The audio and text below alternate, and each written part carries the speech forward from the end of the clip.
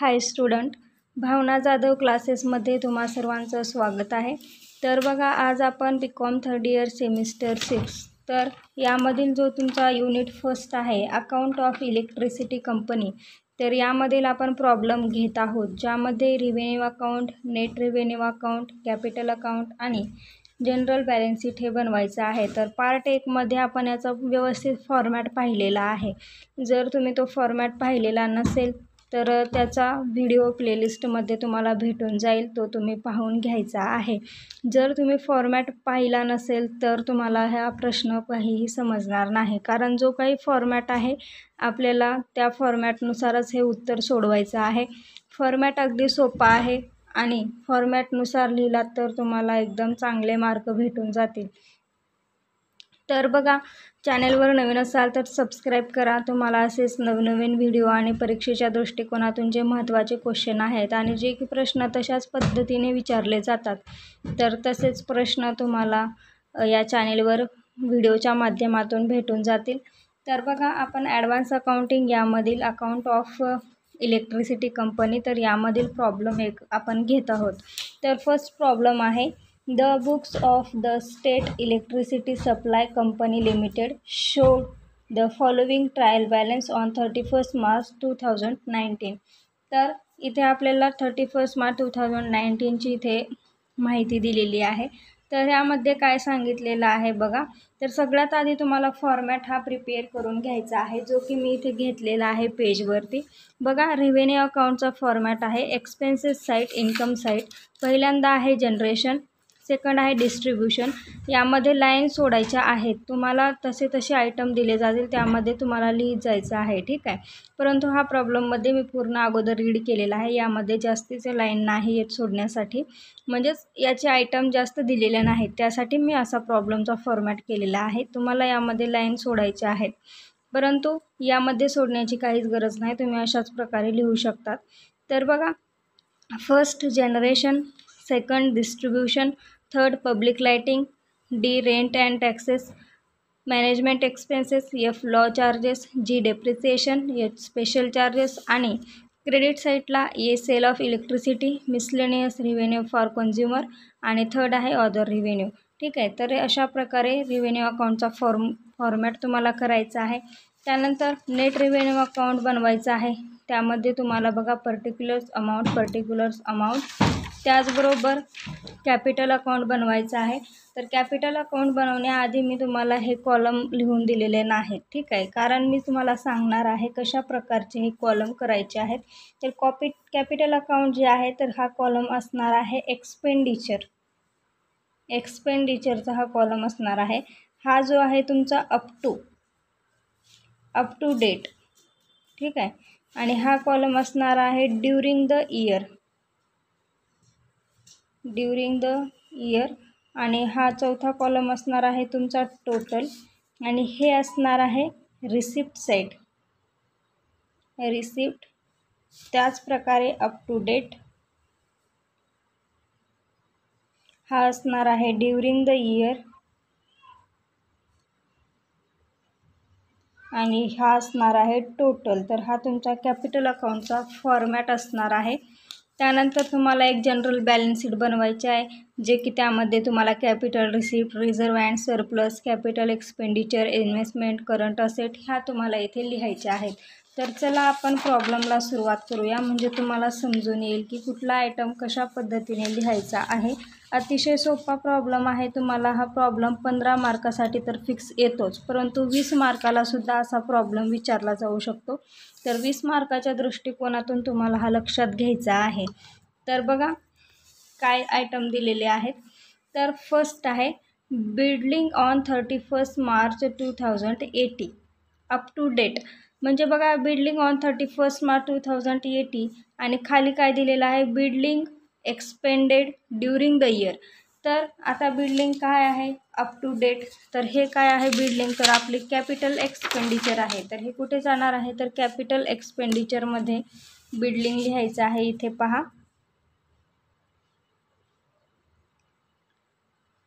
मी लिहित असलेलं दिसत नसेल तर तशी मला कमेंटमध्ये सांगा। हे पहा, कॅपिटल अकाउंट बिल्डिंग दिलेला आहे किती 22,50,000 तर 2,50,000 हे काय आहे तर अप टू डेट आणि त्यांनी चांगलं मेन्शन केलेलं आहे की बिल्डिंग ड्युरिंग द इयर तर ड्युरिंग द इयरचे आपण ड्युरिंग द इयरमध्येच घेणार आहोत पहा इथे कॉलम सेपरेटली कॉलम आहे यासाठी तर त्यानंतर याची दोन्हीची टोटल तुम्हाला कुठे लिहायची आहे तर इकडे लिहायची आहे तर 2,50,000 प्लस 50,000 किती झाले तर 3,00,000 तर अशा पद्धतीने तुम्हाला लिहायचं आहे त्यानंतर बघा मशिनरी दिलेला आहे मशिनरीसुद्धा कॅपिटल एक्सपेंडिचर आहे तर हे सुद्धा इथेच येणार आहे मशिनरी किती दिलेला आहे अप टू डेट किती आहे 1,00,000 हे 1,00,000 तुम्हाला इथे लिहायचे आहेत आणि machinery expanded during the year म्हटले तर ड्युरिंग द इयर किती आहे 20,000 तर टोटल किती येईल याची 1,20,000 येणार आहे त्यानंतर पहा मेन्स ऑन 31 मार्च हे सुद्धा काय आहे तर मेन्स म्हणजेच काय तर कॅपिटल एक्सपेंडिचरमध्येच हे येणार आहे मेन्स किती दिलेले आहेत पहा प्रॉब्लेममध्ये 60,000 आणि ड्युरिंग द इयर मेन्सचं किती दिलेलं आहे 12,000 हे अशा प्रकारे तुम्हाला लिहायचं आहे तर 60,000 प्लस 12,000 करा किती राहतील 60,000 प्लस 12,000 केल्यानंतर 72,000 हे जे टोटल येणार आहे तर 72,000 हे टोटलमध्ये लिहा तुम्ही सुद्धा कॅल्क्युलेशन करून पाहू शकतात ठीक आहे त्यानंतर दिलेलं आहे पहा प्रॉब्लेममध्ये फर्निचर तर फर्निचरसुद्धा कॅपिटल एक्सपेंडिचर आहे तर फर्निचर आपण इथे घेतलेलं आहे तर किती दिलेलं आहे अप टू डेट किती आहे 16,000 तर आपल्याला इथे ड्युरिंग द इयर दिले का फर्निचरचं नाही दिले त्यामुळे इथे ड्युरिंग द इयरमध्ये डॅश करायचं तर हे टोटल किती येणार आहे तर ॲज इट इज 16,000 येणार आहे त्यानंतर बघा इक्विटी शेअर दिलेला आहे तर इक्विटी शेअर तर फॉर्म्युला म्हणजे फॉर्मॅट तुम्ही पाहिला असेल तर आपण इक्विटी शेअर कुठे घेतलेलं होतं तर कॅपिटलच्या रिसिप्ट साईडला लिहा इक्विटी शेअर्स किती दिलेले आहेत अप टू डेट 2,60,000 आणि ड्युरिंग द इयर किती दिलेलं आहे याचं तर ड्युरिंग द इयर आपल्याला दिलेलं नाही ठीक आहे त्यामुळे याची टोटल किती येईल 2,60,000 ॲज इट इज लिहा त्यानंतर डिबेंचर दिलेलं आहे 31 मार्च 2080 तर डिबेंचरसुद्धा इथेच येणार आहेत कॅपिटल रिसिप्टला डिबेंचर घ्या किती आहेत 1,50,000 आहेत अप टू डेटचे आणि ड्युरिंग द इयरचे आपल्याला दिलेले आहेत यांनी 1,00,000 तर 1,00,000 आणि 1,50,000 किती झाले 2,50,000 याची टोटल झाली त्यानंतर सन्ड्री क्रेडिटर्स आता सन्ड्री क्रेडिटर्स तुम्ही 12वीपासून शिकत आलेला आहात तर सन्ड्री क्रेडिटर्स हे कुठं जाणार आहे तर लायबिलिटीला तर आपण जनरल बॅलन्स शीट बनवलेली आहे त्यामध्ये तुम्हाला इथे सन्ड्री क्रेडिटर्स हे लिहायचे आहेत लायबिलिटी साईडला लिहायचे आहेत ठीक आहे सन्ड्री क्रेडिटर्स त्या सन्ड्री क्रेडिटर्स पहा किती दिलेले आहेत 40,000 दिलेले आहेत ठीक आहे तर 40,000 तुम्ही हे लिहून घ्यायचे आहेत त्यानंतर दिलेलं आहे सन्ड्री डेटार्स तर सन्ड्री डेटार्ससुद्धा तुम्हाला माहिती आहे आपण असेट साईडला लिहित असतो करंट असेटमध्ये सन्ड्री डेटार्स तर सन्ड्री डेटार्स पहा किती दिलेले आहेत 62,000 मी काही वेगळं लिहित नाही जे प्रॉब्लेममध्ये दिले तेच लिहित आहे फक्त तुम्हाला लक्षात ठेवायचं आहे की कुठला आयटम कुठे लिहायचा आहे त्यानंतर कॅश दिलेले आहे 40,000 तर कॅशसुद्धा आपली काय आहे करंट असेट आहे कॅश लिहा 40,000 जनरल बॅलन्स शीटमध्ये असेट साईडला हे पहा त्यानंतर लिहायचं आहे इन्व्हेस्टमेंट तर इन्व्हेस्टमेंट तर तुम्हाला अगोदरच फॉर्मॅटमध्ये सांगितलेलं आहे जनरल बॅलन्स शीटमध्ये इन्व्हेस्टमेंट किती आहे 90,000 तर ही जनरल बॅलन्स शीटमध्ये ॲज इट इज इन्व्हेस्टमेंटच्या समोर तुम्ही इन्व्हेस्टमेंट ही लिहू शकता त्यानंतर बघा तुम्हाला काय दिलेलं आहे इन्व्हेस्टमेंट झाल्यानंतर जनरेशन एक्सपेन्सेस दिलेले आहेत आता तुम्हाला जनरेशन एक्सपेन्सेस हे आपण कुठे लिहिलेलं आहे तर जे काही आपला रिव्हेन्यू अकाउंट आहे तर तिथे आपल्या फॉर्मॅटमध्येच जनरल एक्सपेन्सेस डिस्ट्रीब्युशन एक्सपेन्सेस हे दिलेलं आहे तर जनरेशन एक्सपेन्सेस आपण जनरेशन एक्सपेन्सेसमध्ये घ्यायचे आहेत किती दिलेले आहेत आपल्याला जनरेशन एक्सपेन्सेस 50,000 तर हे लिहा जनरेशनमध्ये 50,000 ॲज इट इज. त्यानंतर डिस्ट्रीब्युशन एक्सपेन्सेस आहेत. डिस्ट्रीब्युशन एक्सपेन्सेससुद्धा आपण घेतलेले आहेत. इथे डिस्ट्रीब्युशन एक्सपेन्सेस आहेत 10,000. त्यानंतर हे रिव्हेन्यू अकाउंटमध्ये लिहित आहोत, ठीक आहे आपण. त्यानंतर आपल्याला दिलेलं आहे बघा expenses on public lighting. Public लाईटिंगसुद्धा आपण रेव्हेन्यूच्या डेबिट साईडला घेत असतो. तर इथे आपला स्वतंत्र कंटेंट आहे पब्लिक लाईटिंग, लिहा 4,000. त्यानंतर रेट्स अँड टॅक्स हे सुद्धा आपला कंटेंट आहे सेपरेटली. इथे पहा रेट्स अँड टॅक्सेस हे किती आहे 8,000. त्यानंतर मॅनेजमेंट एक्सपेन्सेस किती आहेत 22,000. तर हे मॅनेजमेंट एक्सपेन्सेसमध्ये लिहा 22,000. त्यानंतर लॉ चार्जेस हा सुद्धा सेपरेटली आपण घेतलेला आहे. तर लॉ चार्जेसमध्ये लिहा 6,000 रेव्हेन्यू अकाउंटच्या डेबिट साईडला. त्याचबरोबर काय दिलेलं आहे बघा इंटरेस्ट ऑन डिबेंचर. जे काही इंटरेस्ट आहे, जर इंटरेस्टच्या रिलेटेड आपण कुठे घेत असतो तर इंटरेस्ट ऑन डिबेंचरवरती दिला आहे. तर हे कुठे जाईल तर रिव्हेन्यू अकाउंटच्या डेबिट साईडला लिहायचं आहे. इथे पहा रिव्हेन्यू अकाउंटची डेबिट साईड इथे आहे. तर हे लिहा तुम्ही to interest on debentures. Interest on debenture किती दिलेला आहे 10,000. तर हे 10,000 तुम्ही इथे लिहा. त्यानंतर काय दिलेलं आहे बघा इंटरिम डिव्हिडंड. तर इंटरिम डिव्हिडंडसुद्धा आपण इथेच लिहित असतो नेट रेव्हेन्यूच्या डेबिट साईडला. इंटरिम डिव्हिडंड किती दिलेला आहे बघा इंटरिम डिव्हिडंड 13,000. हे ॲज इट इज अमाऊंट इथे लिहून घ्या. त्यानंतर सेल ऑफ इलेक्ट्रिसिटी. तर सेल ऑफ इलेक्ट्रिसिटी आपला इथे कंटेंट आहे पहा रेव्हेन्यू अकाउंटच्या क्रेडिट साईडला, ठीक आहे. तर सेल ऑफ इलेक्ट्रिसिटी किती दिलेला आहे 1,50,000. त्यानंतर रेंट ऑफ मीटर्स. तर हे रेंट ऑफ मीटर्स कुठे जाईल तर रेंट ऑफ मीटर्स हे आपल्या मिसलेनियस रिव्हेन्यूमध्ये जाणार आहे. रेंट ऑफ मीटर्स रिव्हेन्यू अकाउंटच्या क्रेडिट साईडला किती दिलेला आहे रेंट ऑफ मीटर्स 20,000. हे ॲज इट इज तुम्हाला इथे लिहायचं आहे. हा एक कंटेंट आहे तर याच्यामध्येच रेंट ऑफ मीटर्स हे येणार आहे. त्यानंतर बघा नेक्स्ट कोणतं दिलेलं आहे इंटरेस्ट ऑन इन्व्हेस्टमेंट. तर इंटरेस्ट ऑन इन्व्हेस्टमेंट तर हे आपल्याला व्याज कधी ना कधी भेटणार आहे. तर हे 3,000 इंटरेस्ट ऑन इन्व्हेस्टमेंट तुमचं नेट रिव्हेन्यूच्या क्रेडिट साईडला बाय इंटरेस्ट ऑन इन्व्हेस्टमेंट हे कुठे तर रेट रिव्हेन्यूच्या क्रेडिट साईडला 3,000. त्यानंतर बघा काय दिलेलं आहे डेप्रिसिएशन रिझर्व किती दिलेलं आहे 60,000. तर हे रिझर्व कुठे लिहिणार आपण जे आपलं बॅलन्स शीटमध्ये जनरल बॅलन्स शीट आहे. तर रिझर्व अँड सरप्लस तुम्हाला माहिती आहे. तर इथे आपण डेप्रिसिएशन रिझर्व लिहिणार आहोत. डेप्रिसिएशन रिझर्व तर हे किती दिलेलं आहे तर 60,000. तर हे इथे लिहा 60,000. त्यानंतर कंटिंजन्सी रिझर्व हे सुद्धा रिझर्व आहे. तर हे तुम्हाला इथेच लिहायचं आहे जनरल बॅलन्स शीटमध्ये. कंटिंजन्सी रिझर्व किती दिलेलं आहे कंटिंजन्सी रिझर्व 30,000. हे 30,000 तुम्हाला इथे लिहायचं आहे. त्यानंतर बघा बॅलन्स ऑफ रिव्हेन्यू अकाउंट तर 1,418. तर हे ओपनिंगचं बॅलन्स आहे 10,000. तर हे कुठे जाणार आहे तर नेट रेव्हेन्यूच्या क्रेडिट साईडला इथे लिहायचं आहे. नेट रेव्हेन्यूच्या क्रेडिट साईडला बाय बॅलन्स ऑफ रिव्हेन्यू असं सुद्धा लिहू शकतात. आणि याची इथे डेट लिहायची आहे. किती दिलेलं आहे 10,000. हे 10,000 तुम्हाला इथे लिहायचं आहे. तर अशा पद्धतीने आपण पूर्ण आयटम्स नोंदवलेले आहेत बघा. पूर्ण आयटम्स आपले नोंदवून झालेले आहेत. आता काय राहिलेलं आहे आपली ॲडजस्टमेंट राहिलेली आहे. तर ॲडजस्टमेंट बघा इथे तुम्हाला ॲडजस्टमेंट दिलेले आहेत. काय दिलेले आहेत अगोदर वाचून घ्यायचे आहेत. मी तुम्हाला अगोदर वाचून दाखवते. तर बघा एकच ॲडजस्टमेंट इथे दिलेली आहे.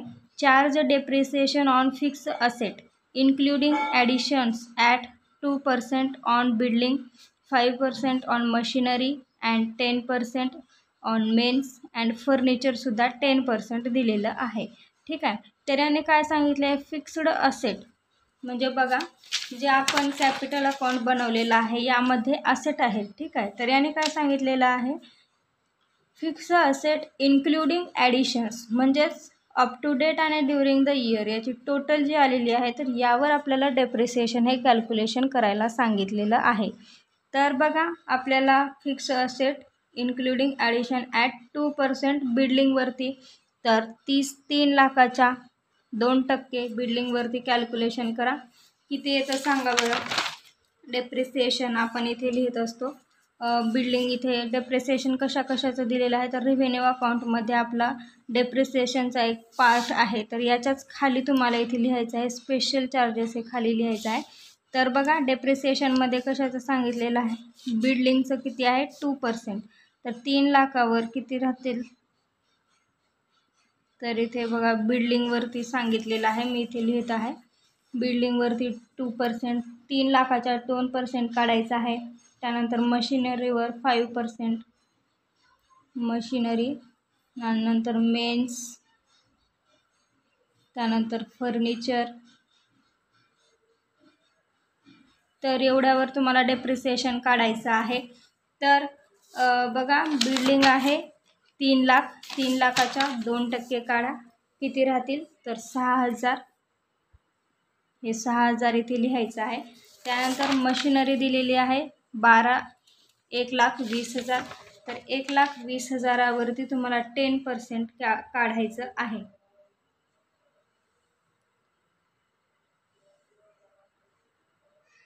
मशिनरीवरती तुम्हाला 5% दिलेला आहे, तर मशिनरी कितीची आहे 1,20,000, तर किती राहतील, त्याचे सुद्धा 6,000 येतील डेप्रिसिएशन. त्यानंतर मेन्स दिलेला आहे 5%, तर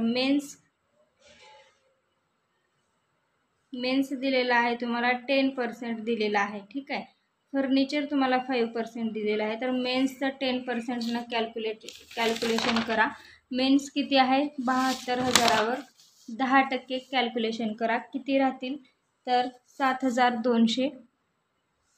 त्यानंतर फर्निचर किती आहे, फर्निचर आहे 16,000, 16,000 गुणिले 10/100 करा, किती राहतील मग फर्निचर 1,600. तर हे तुमचं इथे लिहून झालेलं आहे. त्यानंतर या सगळ्यांची टोटल करायची आहे आणि हे तुम्हाला टोटल कुठं लिहायची आहे, तर कॅपिटल जनरल बॅलन्स शीटचे आहे तुमचं. इथे डिप्रिसिएशन जर आहे तर इथे करंट इयर डिप्रिसिएशन म्हणून तुम्हाला लिहायचं आहे. करंट इयर डिप्रिसिएशन म्हणजेच की त्याची टोटल तुम्हाला इथे लिहायची आहे, ठीक आहे. तर याची टोटल करा, डिप्रिसिएशन किती येईल 20,800 येणार आहे. करंट इयर डिप्रिसिएशन म्हणजेच याची 6,000 प्लस 6,000 प्लस 7,200 प्लस 1,600 याची टोटल येईल 20,800. तर ही तुम्हाला इथे लिहायची आहे जनरल बॅलन्स शीटच्या लायबिलिटी साईडला. Current year depreciation 20,800. त्यानंतर आपल्या ॲडजस्टमेंट सोडवून झालेले आहेत. तुम्हाला प्रॉफिट कॅल्क्युलेशन करायचं आहे, म्हणजेच तुम्हाला प्रॉफिट काढायचं आहे. तर इथे पहा,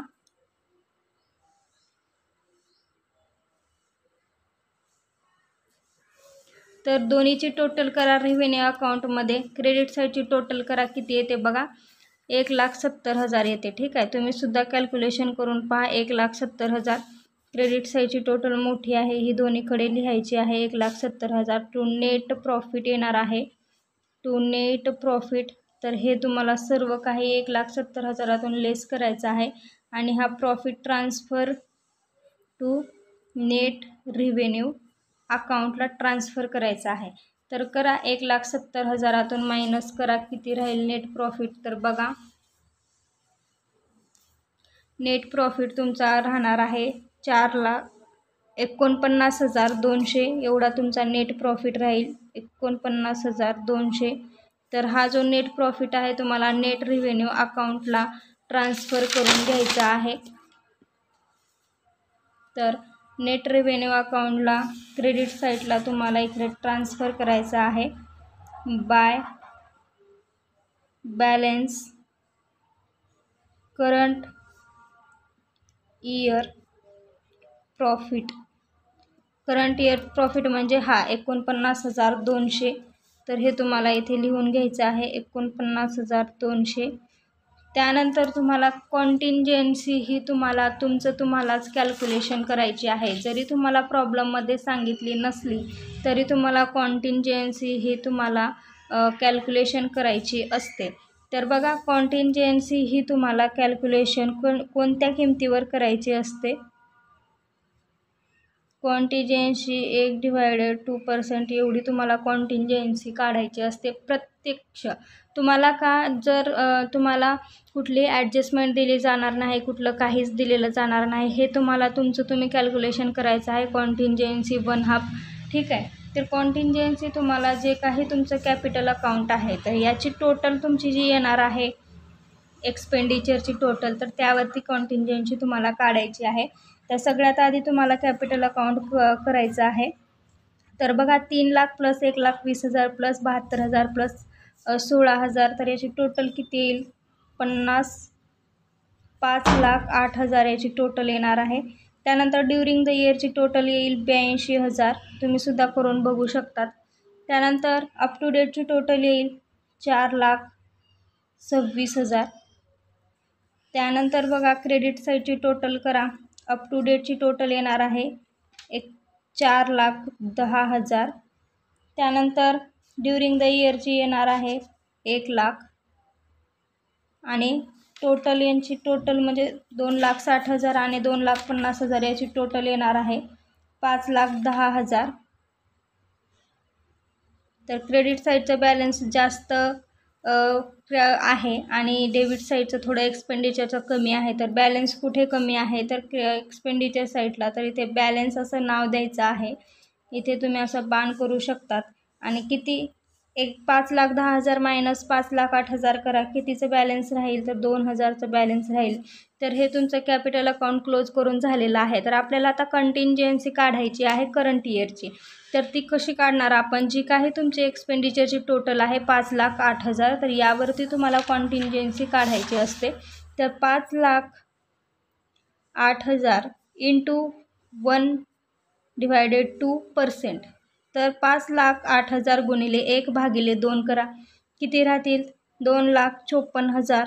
तर यावर तुम्हाला पर्सेंटेज डिवायडेड 100 करायचं आहे. तर किती राहतील? 2,540.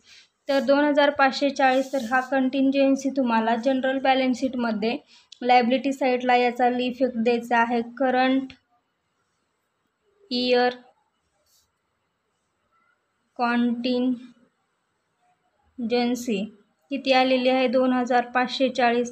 आणि याचा सेकंड इफेक्ट तुम्हाला नेट रिव्हेन्यू अकाउंटच्या डेबिट साईडला द्यायचा आहे.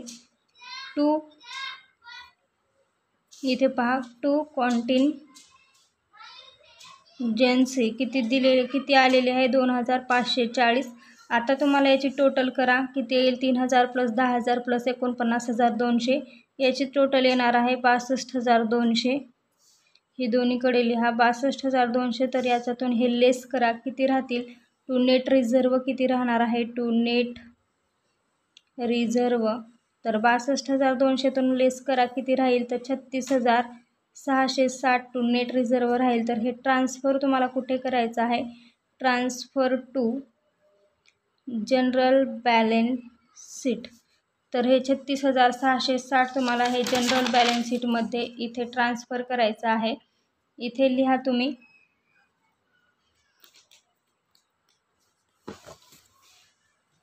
इथे तुम्हाला लिहायचं आहे net reserve balance. Net reserve balance किती आलेला आहे? 36,660. ठीक आहे. तर अशा पद्धतीने हे आलेलं आहे. त्यानंतर कॅपिटल अकाउंटची जी टोटल आहे एक्सपेंडिचरची 5,08,000. तर एक्सपेंडिचरची टोटल आपण असेट साईडला हे लिहित असतो 5,08,000 हे इथे लिहा. आणि रिसिप्ट साईडची जी टोटल आहे 5,10,000. तर ही आपण कॅपिटल रिसिप्ट हे आपण जनरल बॅलन्सच्या लायबिलिटी साईडला लिहितलं असतो 5,10,000. त्यानंतर तुम्हाला याची टोटल करायची आहे. बघा टोटल किती येते, कॅल्क्युलेशन करा. बॅलन्स शीट कितीने टॅली होतं ते. तर तुमचं बॅलन्स शीट हे जनरल बॅलन्स शीट टॅली होणार आहे 7 लाखने. तुम्ही टोटल करून बघा. 5,08,000 प्लस 90,000 प्लस 62,000 प्लस 40,000 याची एकूण टोटल येईल 7 लाख. तर अशा पद्धतीने तुम्हाला अकाउंट ऑफ इलेक्ट्रिसिटी कंपनी तर याचे प्रॉब्लेम तुम्हाला सोडवायचे आहेत. जर काही समजलं नसेल, कुठे काही अडचण असेल तर तुम्ही व्यवस्थित मला विचारू शकता कमेंटच्या माध्यमातून. नक्की तुमच्या कमेंटला रिप्लाय केला जाईल. तर बघा, अशाच पद्धतीने तुम्हाला प्रॉब्लेम पेपरमध्ये दिले जातात. तर हे तुम्हाला व्यवस्थित सोडवायचं आहे. हे पहा, जनरल बॅलन्स शीट आपण सोडवून घेतलेला आन्सर. हे बघा, नेट रेव्हेन्यू अकाउंट, त्यानंतर कॅपिटल अकाउंट, कॉन्टिंजन्सी रिझर्व हे तुम्हाला कंपल्सरी काढायचं आहे. त्यानंतर रेव्हेन्यू अकाउंट हे अशा प्रकारे तुम्हाला याचा फॉर्मॅट असणार आहे. तर आजच्या व्हिडिओमध्ये आपण हा प्रॉब्लेम घेतलेला आहे. या प्रॉब्लेमचा तुम्ही फोटो काढून तुम्ही एकदा प्रॅक्टिस करू शकतात. हे पहा, मी स्क्रीनवरती शेअर केलेला आहे. स्टॉप करून तुम्ही हा प्रॉब्लेम लिहून घेऊन स्वतः सोडवण्याचा प्रयत्न करू शकतात. तुमच्याकडे उत्तर तर अवेलेबल आहे. तर आपण नेक्स्ट व्हिडिओमध्ये नवीन प्रॉब्लेम घेणार आहोत. तो प्रॉब्लेम कोणीही मिस करू नका. अतिशय इम्पॉर्टंट प्रॉब्लेम आहे. तसेसुद्धा प्रॉब्लेम तुम्हाला एक्झाममध्ये विचारले जाऊ शकतात. हा सोपा होता. सोपा म्हणजेच हा काही जास्त सोपा नव्हता, परंतु त्या दृष्टिकोनातून सोपा होता. आपण नेक्स्ट व्हिडिओमध्ये यापेक्षा थोडासा हार्ड प्रॉब्लेम आपण घेणार आहोत, जे की तुम्हाला तसेच प्रॉब्लेम एक्झाममध्ये दिले जातात. ठीक आहे. तर त्याआधी चॅनलला सबस्क्राईब करा, बेल आयकॉनला प्रेस करा आणि यापुढील येणारे नवीन व्हिडिओज तुम्हाला भेटत राहतील. तुम्ही ते पाहू शकतात. तर भेटूया आपण नेक्स्ट व्हिडिओमध्ये. धन्यवाद.